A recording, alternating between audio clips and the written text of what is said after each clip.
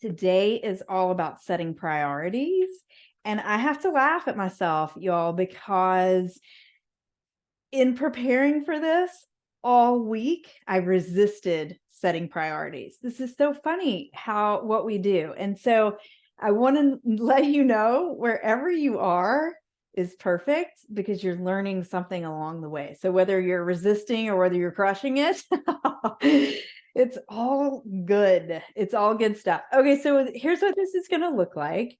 I'm going to teach for about 15 minutes. And then as I'm teaching, please ask questions. So in the bottom of your screen, you should see a little Q&A box. Only I see those questions. So ask as we're going along, ask at the end. But I will be answering those questions after I finish teaching. And then if you want to come on live, I'm going to stop the recording. And you can raise your hand and that will indicate to me that you want to be coached live.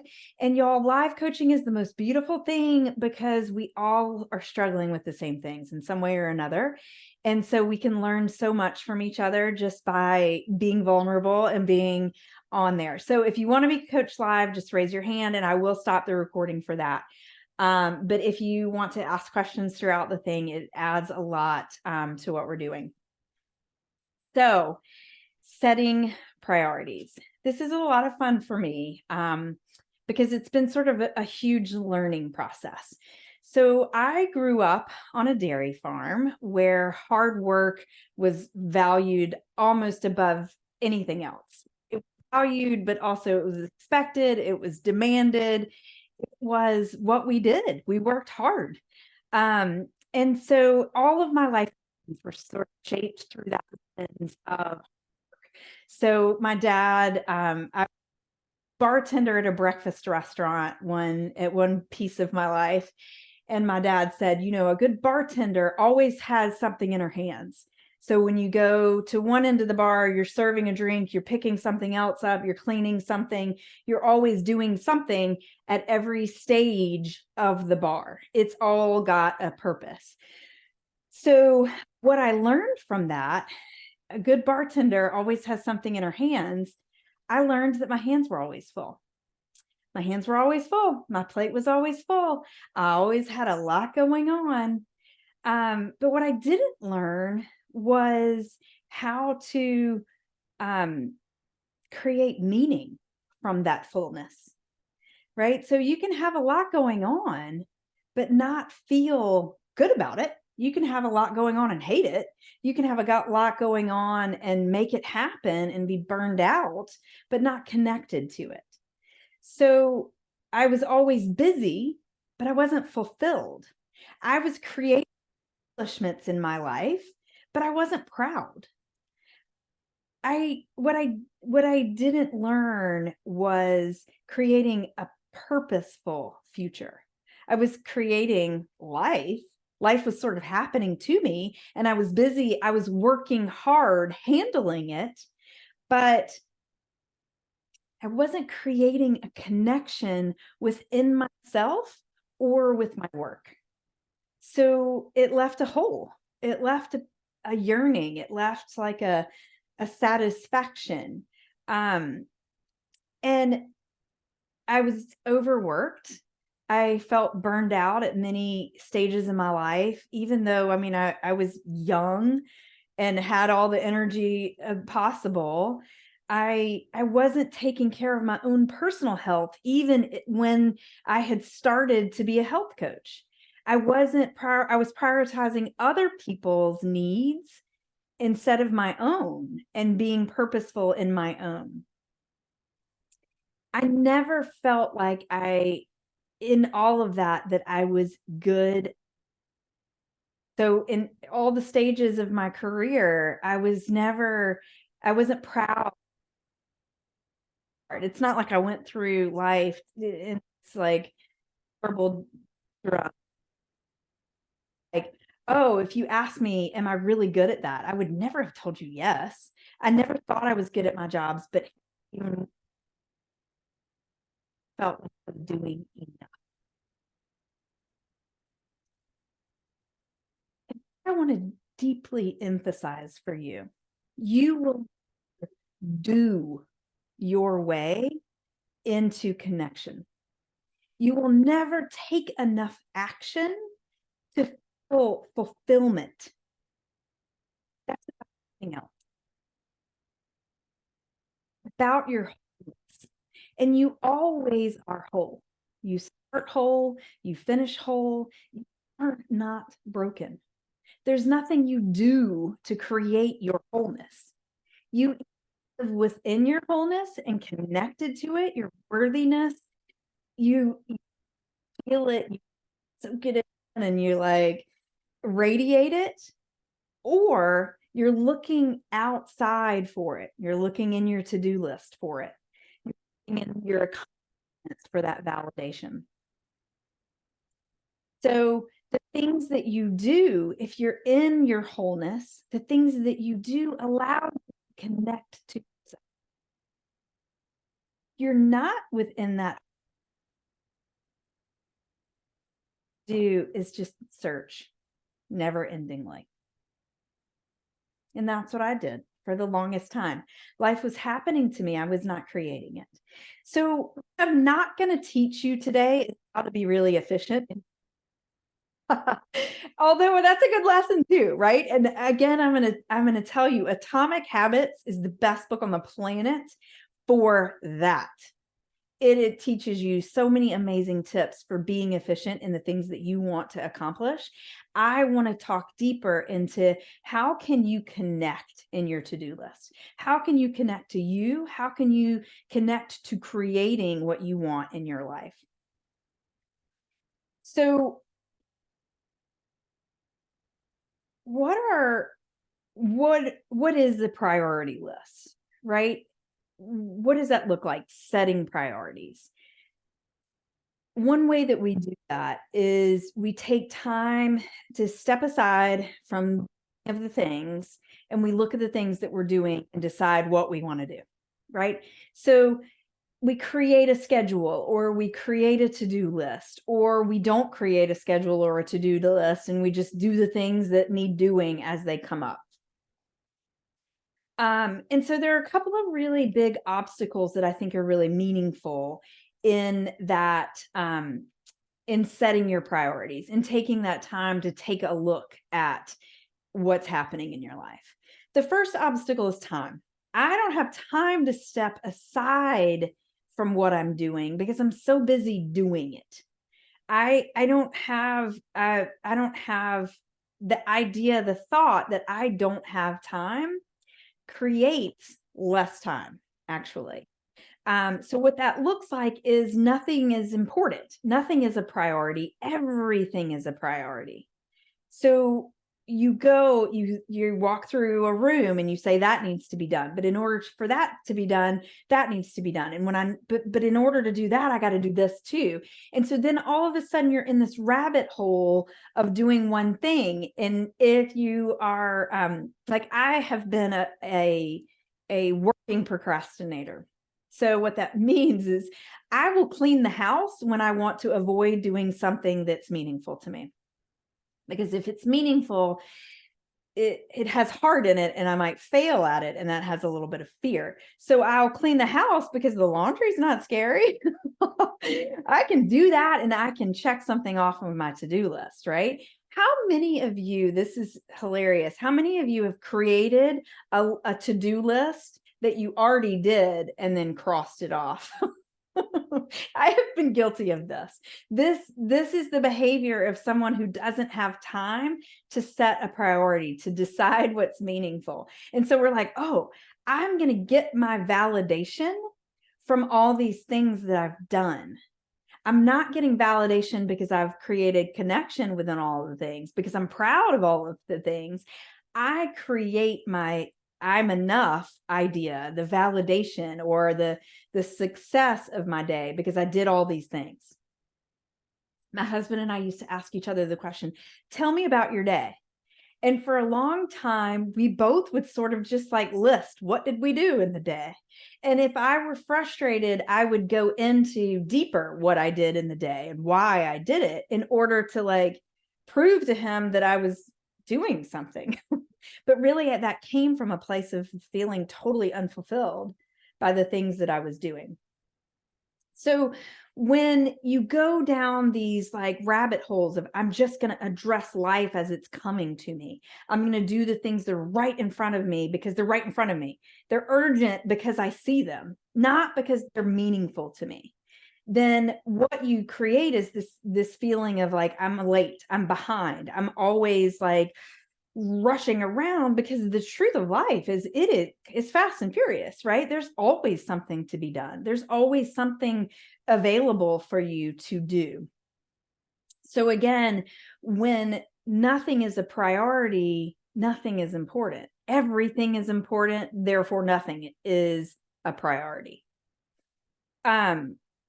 What that does for us is, if you don't get something, when we're getting that validation from our to-do list, what happens is, if you don't get a lot done on your to-do list, you are worth less, right? You have less validation, you're worth less. And what that turns into in our brains is, my day is worthless, I'm worthless. We take that on. So what that results in is burnout, not accomplishment. It results in this like constant churning, constant urgency that never feels meaningful. I'll come back to that. But the second obstacle, and this is sort of its opposite, is overwhelm. I have so much to do, I don't know what to do. I don't know where to start. I don't know how to get it done. I don't know. And what I don't know creates is not starting. If I don't know where to start, I don't start. And so that looks like numbing out. It looks like totally avoiding. It looks like scrolling social media. It looks like binging Netflix. It looks like overeating, over drinking, overworking in something that's not meaningful, right? Then you go back up to that rabbit hole where you're just addressing life, but you're not connecting to it. So you're overdoing it because really you don't know how to set the priorities. So you find yourself doing things that aren't important to you. Like I said earlier, the laundry for me. I mean, I got to have on clean undies, but that's not meaningful to me. And I don't feel like I'm really connecting to my day just because I have a drawer full of clothes that I will eventually wear. It needs to be done, but it's not meaningful. And so if you're looking at your business, maybe your goal is to increase your revenue, but you're not taking the time to bill people for the work that you've done.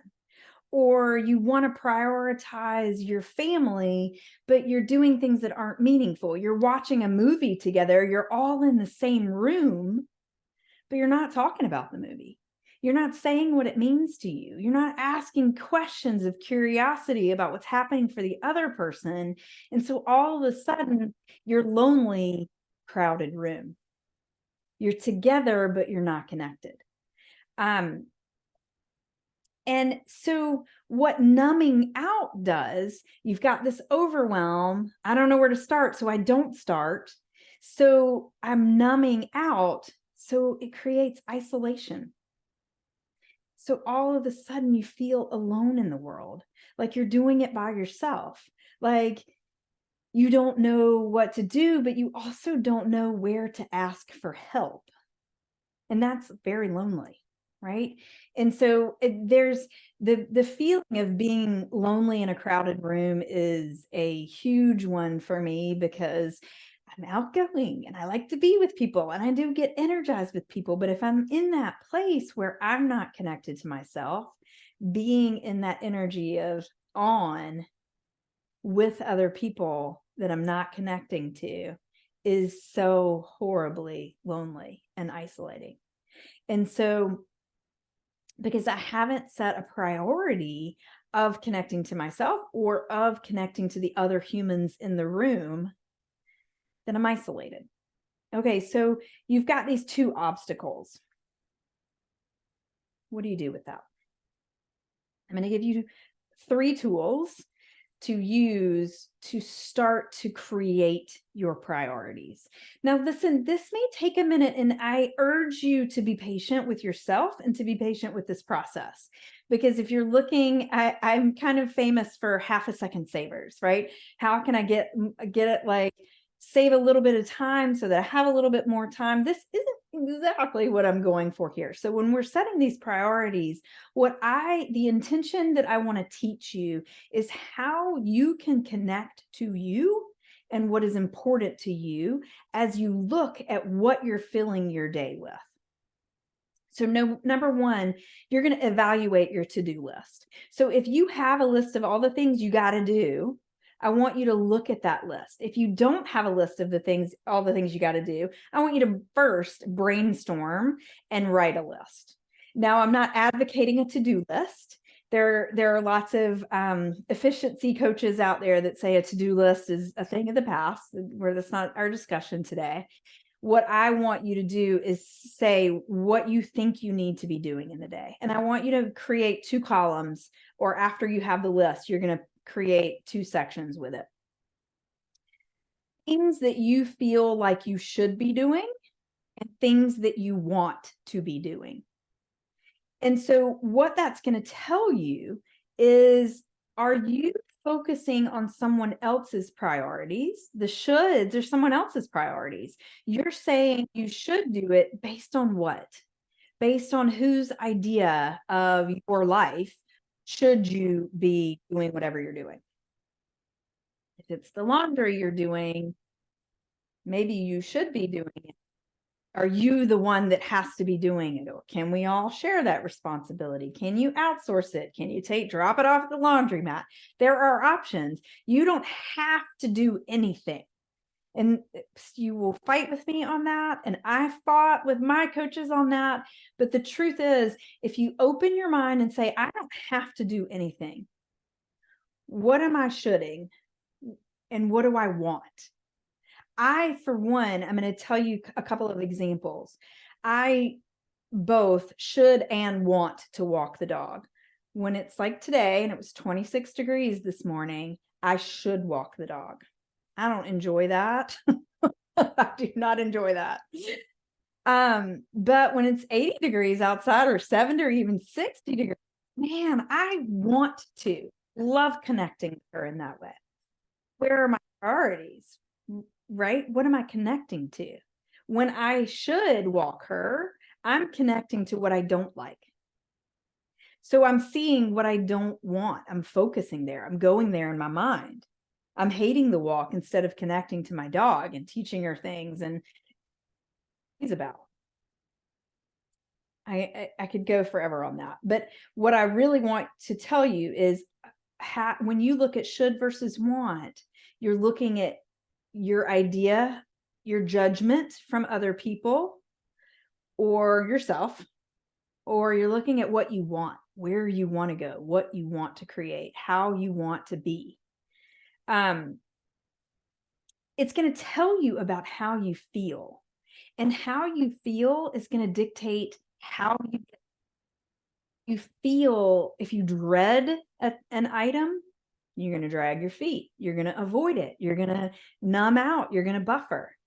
If you are feeling anxious about something, you'll go into the rabbit hole, right? And you'll start doing all these things that don't actually matter to you. But if you feel really excited about something, then you're going to go into it with curiosity and openness and like wonderment of what's going to happen. What are you going to learn? What are you going to be about? How much fun are you going to have doing, right? There's a lot of energy and you kind of charge into it versus like slog and carry your big old burden into it. So evaluating your to-do list will tell you how you feel, and how you feel is going to dictate how you get things done. Number 2, this is a really meaningful one. Write your wins daily, or commit to a couple of days a week. If you even commit to 1, it will give you meaning. So what you're going to do, I suggest setting a timer, because I can get lost in this activity and also my brain's somewhere else. Down, have a notebook dedicated just to that, and commit to it 5 things that are wins from the day. You can do it at the end of the day. You can do it at the beginning of the next day. And you go through and you just look at what's a win. It can be tiny. It can be the smallest thing. It can be I ate breakfast, or I didn't eat a snack, or I laughed with my son, or I noticed a beautiful bird on the tree. It can be tiny. Commit to 5 of those tiny things. What this is going to do is it's going to, and you'll know it's a win because you have a positive emotion about it. I'm going over time. I hope you're put your questions in the Q&A if they come up. Where you feel positive emotion is a win for you. So you're going to notice from this exercise what's important to you. What's your priority? It'll tell you what feels right to you. And when you're in that right feeling, you can expand on that. Now, this is very different than pleasure, right? Eating a delicious brownie can be pleasurable. But if your goal is to reduce sugar, then that's a temporary pleasure, and it's not actually getting you to what you're valuing. So that's a distinction. Pleasure is not the same as meaningful. It's going to tell you where your thinking is. Because if something feels good to you, if you're in a positive emotion, you're thinking something positive about it. If you're in a really stinky emotion, then it's going to tell you where your thinking is. Your thinking is in the garbage, and you can just evaluate that. You don't have to judge it. It's not wrong. It just lets you know where your thinking is. It can tell your brain where to look for more, right? If you've identified, oh my gosh, I really enjoy the colors of the birds in the spring, then your brain is going to go find every color out there. You're going to find it in the different blades of grass. You're going to find it in the trees. You're going to find it in the flowers and the birds and the everything, right? And it's going to tell your brain where to look. And last, it's going to allow you to decide where you want more. Do I want a 5-minute walk around the block so I can take in all the colors of the spring? Do I want more time with my dog? Do I want more time with my thoughts and thought work? It can tell you where you want your priorities to go. So the very third thing that I want to offer you is to connect to your future self. So as you're setting priorities, you are going to be deciding what to do your reps in. If you think about a workout, wherever you do your reps is where you get stronger. So if I'm only doing arm curls, then I'm only going to have strong biceps. I'm not going to have strong glutes or quads, or I'm not going to be able to run fast. I'm just going to be able to pick up something heavy. So wherever you do your reps is where you will get stronger. So if you're stronger in avoiding and procrastinating, that's where you will be in the future. So look to your future self and connect with the person that you want to become. You get to dream. You get to take off the lid and decide. You don't even have to decide. You get to just dream about whatever you want. That used to be really hard for me. But you're going somewhere. The reps you're doing now either unconsciously are taking you somewhere, or they're consciously taking you somewhere. So these 3 exercises: evaluating your to-do list. What are your shoulds and your wants? Doing a list of your wins, showing your brain where to look for what's good already in your life, is going to help you connect with your future self and decide where you want to go. A lot in all of that. So what are your questions? Tell me what questions you have with anything that I've said or anything that it brings up for you. Tell me in the Q&A, how are you feeling right now? As I list all of these things for you to consider, what emotion is coming up for you? Somebody says anxiety. And I hear you with that, because when you think of dreaming and you're not used to dreaming, when you think of taking the lid off and you've been really gripping the lid in the past, it can be It can make you anxious. You can make you nervous. Like it's the unknown. And your brain loves to tell you, don't do the unknown. Stay away from that, right? That's dangerous. So it's okay that you felt anxious. Thank you for sharing that. And as you practice evaluating where you are and where you want to go, you'll feel less and less anxious about it, because you'll start recognizing the positive emotions that you're creating and the challenging emotions that you're creating. They're both fine. They're both okay. It just gives you kind of this litmus test. Am I doing reps in the way that I want to do, or do I need to evaluate? They're all good. What questions might be coming up? What else? Do you have thoughts that you can identify when I just say the word, let's set some priorities? Do you have thoughts that come up about that? Somebody shares, I like setting intentions and guiding my day like that. But how do I motivate myself for the non-negotiable shoulds? That is a really valuable question, because we tell ourselves we have to do these things, non-negotiable. I got to feed my kid. I got to feed myself. I mean, yes, we all could survive for a couple of days without food, but are we thriving in that? No, we're not. Like, we got to do these things. And so one way to set an intention towards that is creating the future self connection. So when I have the idea of, one of my favorite things on the planet is getting into the bed with fresh, crisp sheets. One thing that I hate to do more than anything else is make the bed with clean sheets. I hate it. I don't know what it is.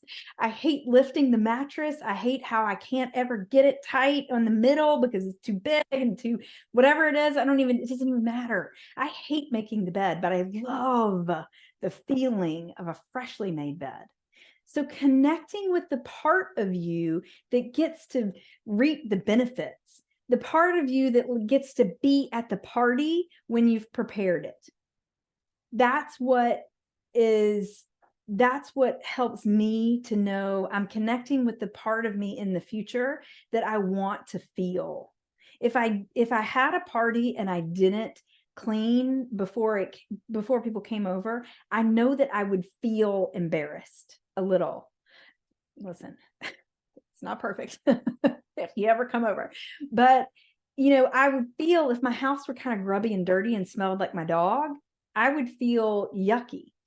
But just like those crisp sheets, I know that I feel great when I'm hosting people and I feel like I've prepared. So it's connecting to the part of you that wants to reap the benefits. Someone says, you've got to have a dream. If you don't have a dream, how are you going to have a dream come true? Do I come true? Feel of fear of failure. I have a feeling that maybe you were answering questions as I was asking them.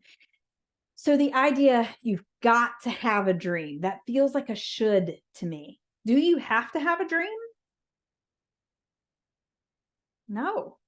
So your second part, you don't have to have a dream. No, you don't have to have a dream. Do you want to have a dream? Do you want to be intentional about where you're going? That's where you connect to you. Dreams sometimes feel esoteric to me. It sometimes feels like I can't touch that. I like tangible. When I look at a flower, sometimes I actually touch the petals because I like the feel of things. I'm tangible. So dreams sometimes can be intangible. And so when you think about, do I want to do the work to make this dream come true? What are the parts of you that do? I do want to do the work. I want to do the work because I like the work. Maybe I don't like the work. So I do the work because, again, I like getting into the crisp sheets. Is it a future? Is it a result that you're looking for? And can you learn to love the process because you are connecting with that person that you're becoming? So do I really want to make this dream come true? Part of what holds us back from that sometimes is the idea that you're not believing that it can. So can you play with the idea of any dreams can come true? And so if any dreams can come true, no, that fear of failure is like, you can say, oh, of course I'm gonna fear failure. Is going to have the my brain yapping in my ear that says you don't want to fail. That might kill you, but it's not going to kill you unless your failure is not pulling your ripcord when you jump out of an airplane. Now that will kill you. I'm not doing that today or tomorrow. So our normal failures are just information. So when you believe that any dream is possible, even if you just play with that idea for a minute, just try it on like a new sweater, you can say, failure, I see you. I know you think you're possible, but you know what else? I'm going to give time to this being possible too.